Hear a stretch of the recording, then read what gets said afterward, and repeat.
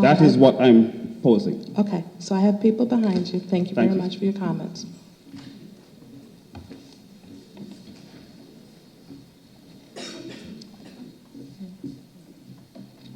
My name is Wayne Wagner. I was a graduate of Baldwin High School. Those of us from the class of 1959 have many memories of our days growing up in Baldwin. We have deep roots here. In fact, my wife's father was a member of the Board of Education for many years. He was instrumental in getting the high school erected and purchasing the property from which used to be a former golf course. My father was commander of the American Legion in town. My wife, Mary, and I are members of the Baldwin Historical Society. So we still have roots in Baldwin. It grieves us that part of the history of Baldwin High School is considered obsolete and therefore under discussion for elimination.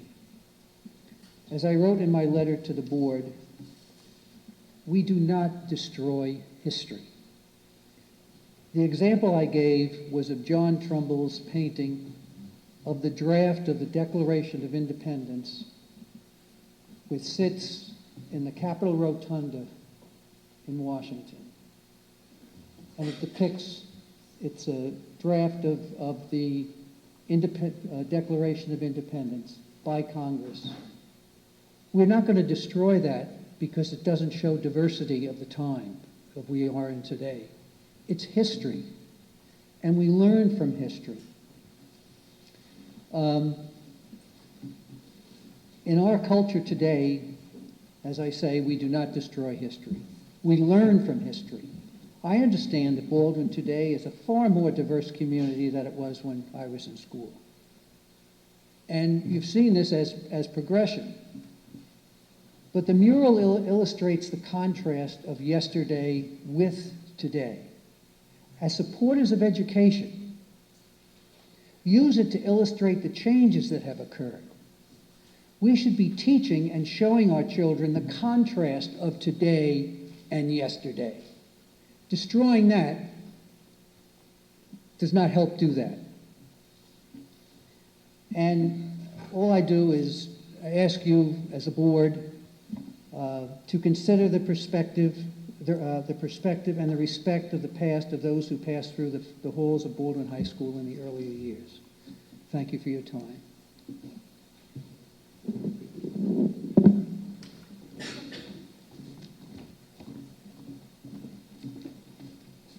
My name is Irene Gilbert McDuffie, a graduate in the class of '59, a very proud alumna of Baldwin High School. I would like to speak about the mural, and I know many things have already been said. I hope not to be too repetitious, but I do hope that everybody understands exactly how the stature of Mr. Kanellis and his professional achievements it speaks volumes for what he did. He was in several different media of his artwork. Murals were part of it. He did fine art, and he was exceptionally esteemed in corporate marketing art. He worked for all of the largest corporations in this country that could have had anybody that they wanted. He worked for Coca-Cola, for satellite ads for RCA. He did numerous things, icons that all of you would recognize and were there for years and years. And he worked till the end of his life, which was in 1998. He was still doing things for General Foods in White Plains, traveling back and forth. It is true that he was a resident of Baldwin, but that was kind of accidental. We don't expect it to be preserved only because of that or that his children went to Baldwin schools. It is because it was outstanding art. And it was in consultation with the board, and it was the board's request that it has a theme of the school's curriculum. And you can see that the classics are represented in that mural. It was something that used as a centerpiece Baldwin's outstanding success in teaching math and science. I don't know how many people here know it, but in the 1940s, which was a little before my time, Baldwin schools were considered the best schools in New York State, and New York State and California were considered the best in the country. Imagine where that put us. So Mr. Kanellis did a mural representing the vibrant, successful learning center that the school was. We were very proud and grateful to him for his work. Our class donated our yearbook to him, and the student government presented him with a letter of appreciation and affection. Not only did we appreciate it, but that very year, in fact, the September 12th, 1960 issue of Time magazine featured a big article on education and the changes that were innovative for school buildings and how they expected them to enhance and progress the students' experience while in school. And they discussed the murals. And in that issue, Mr. Kanellis's beautiful mural was featured. It is art. He continued, as I said, to the end of his life, and ironically, the last thing he did was not one of his fine art paintings, which are all in private collections, and we don't get to see them, but he did another mural, and it is at UCF in Orlando, Florida. UCF is the second largest university in the United States, with over 60,000 students on campus, not online, on campus, and also is the largest, or rather the school that has the most areas for study in medicine. And if students could go there from Baldwin to continue their education and see a mural from Mr. Kanellis, I think it would be pretty neat. In fact, I want to go and see it. But aside from his great gift and the gratitude we had, it was a wonderful thing that built pride in Baldwin. Baldwin schools and the alumni had such pride, and you know about the Baldwin Federation of Education, with the backbone of the people who were before me, my class, and the people after us, who are supporting scholarships for deserving students at Baldwin to continue their educations, and programs that are put into the school, technological and other materials that they may use to advance their learning. And we're happy to do that because we hope that Baldwin schools will continue the excellence that we were the recipients of. I want to say that, once again, the excellence in Baldwin in math and science is why that mural has science and math in the center. It's the centerpiece. And some people may see a boy doing an experiment.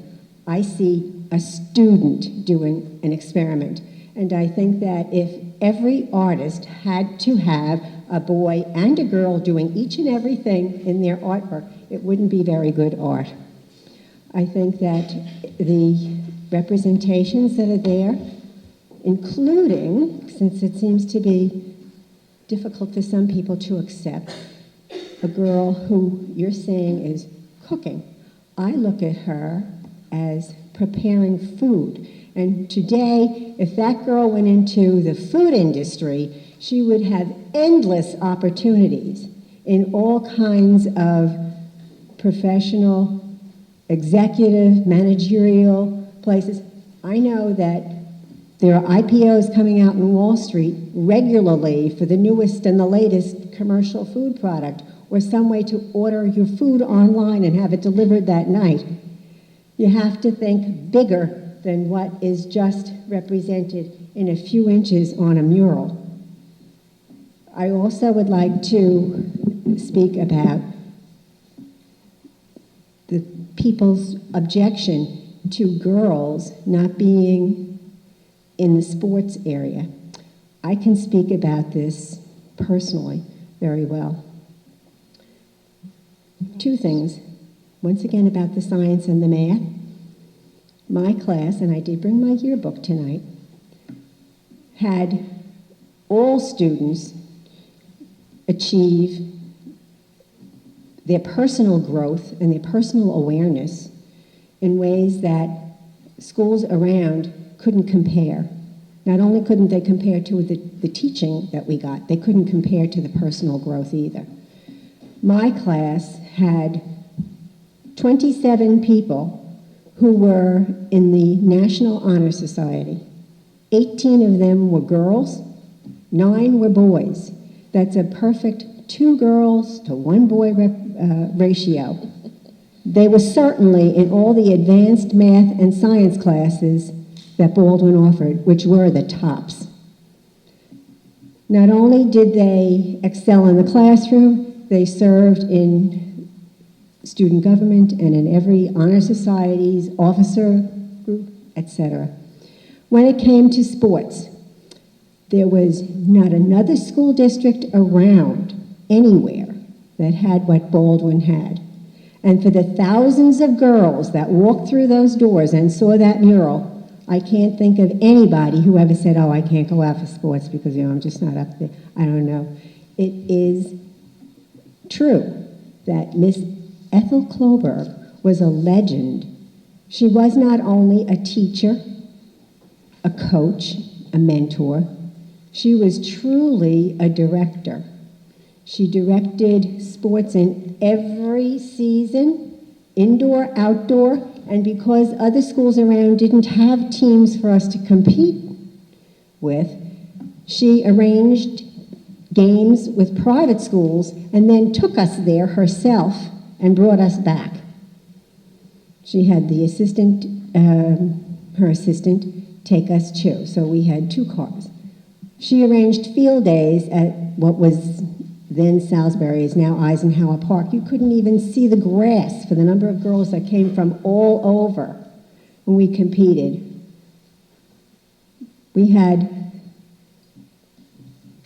organizations that she coordinated: the Girls Athletic Association, the Leader Corps, the Service Club, all of them under her direction, but giving us the opportunity to plan, to manage, to set goals, and to work to achieve those goals by working together with each other.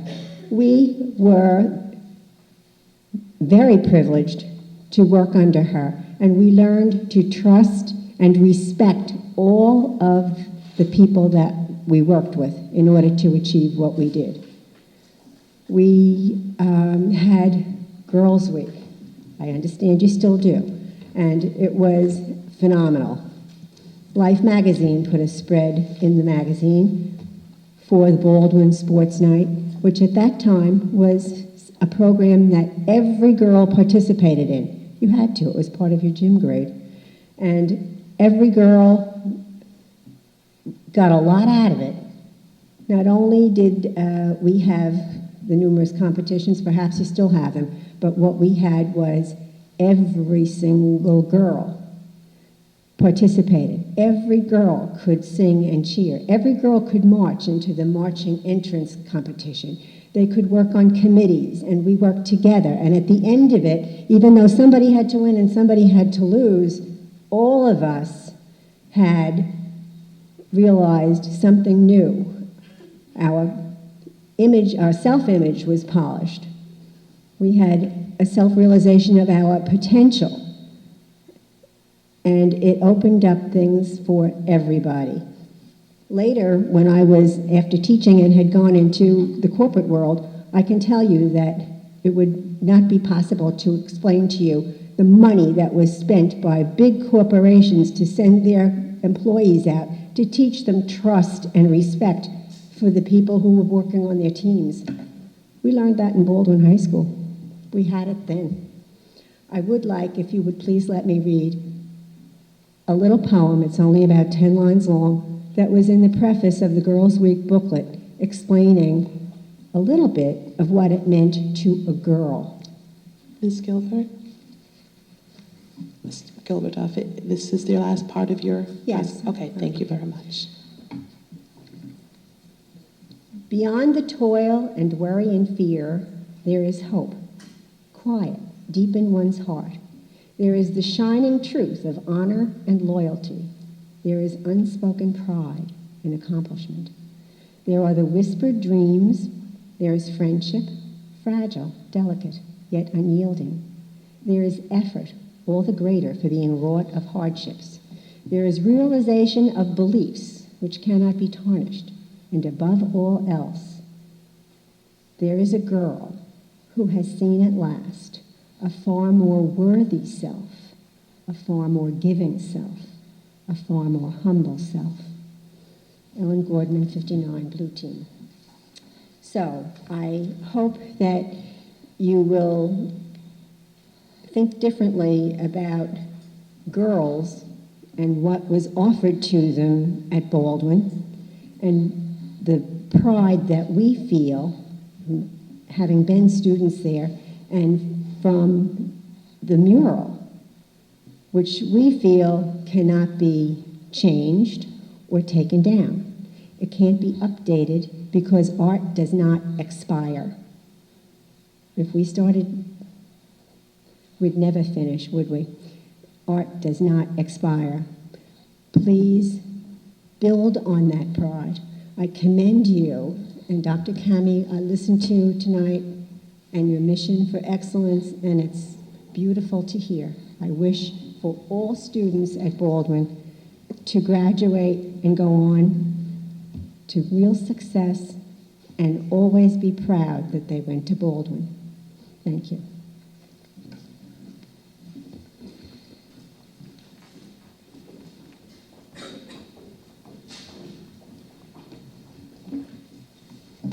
Hi, Lori Fitzpatrick, 2284 Rockwood Avenue. As many of you know, I am a Baldwin graduate, very proud Baldwin graduate. I married a very proud Baldwin graduate. I also have two daughters. My older daughter, who graduated in 2011, graduated at the top of her class, number 6, and she received an incredible opportunity to attend Brandeis University in Boston, where she just graduated this May with a degree in biology. She is now studying, she just got certified as a phlebotomist, and she's on her way to become a physician's assistant. That mural didn't stop her. My younger daughter just graduated this June, and she's attending SUNY Oneonta as an art student. She was president of Women's Choir, co-president of National Art Honor Society, and she was also one of the song and cheer captains for our beloved sports night. That mural did not stop her from doing what she wanted to do. We also, this year, in Baldwin High School, we have a gentleman, one of our male students, is a sports night participant. He was elected to be a song and cheer captain for sports night. Not a football player, sports night. That mural did not stop him. If you're basing your education on looking at a mural of something, you're going about life all wrong. Every year in the top 10, I would say it's probably half girls and boys. Nothing is stopping our students from succeeding. Nothing, not a mural on a wall. And as Mrs. O'Hagan said, there are over 100 murals in the high school. I know this personally because my daughter painted one of them. And it's hanging up there and it's absolutely beautiful. And there's a lot of murals in that high school that are painted by our AP art students that are of the current times. But to destroy or alter or add to the existing mural is just wrong. I just don't agree with any of it. And I'm very proud of my children. I couldn't be more proud of my daughter, my older one, who's studying so hard to go on in the sciences, to become a physician's assistant. I have in my own class, when I graduated, a friend who's a chef. He's a male. Oh no. He didn't look at that picture and say, oh, well, I can't be a chef because they only show women cooking. So obviously I'm very fond of the mural. I think a lot about it. It's the history of Baldwin, the history of our high school. We have so many other beautiful paintings there that are done by our own students right here in Baldwin. I don't know really what more to say, except I don't think that it should be touched. It's a piece of history. You don't go, like you said, into touch the Declaration of Independence draft or a Picasso or anything like that. It's art, and art is what it is. Thank you.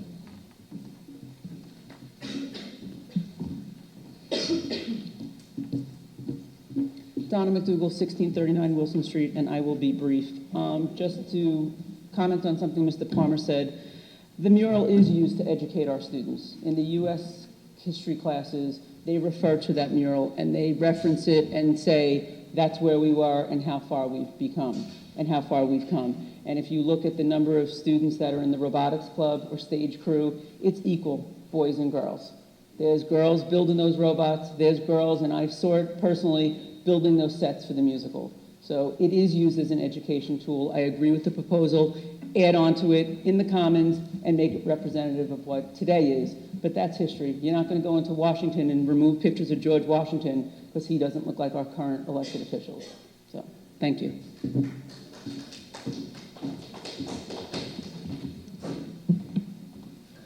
All right. Seeing that there's no one else at the mic, I need a motion to adjourn. Moved by Mrs. O'Hagan. Second by Mrs. DeRusco. You're going slow. You're not trying to get my child Otley, right? All those in favor? Aye. Everyone have a happy holiday season. Happy New Year. We'll see you in 2016. Thank you.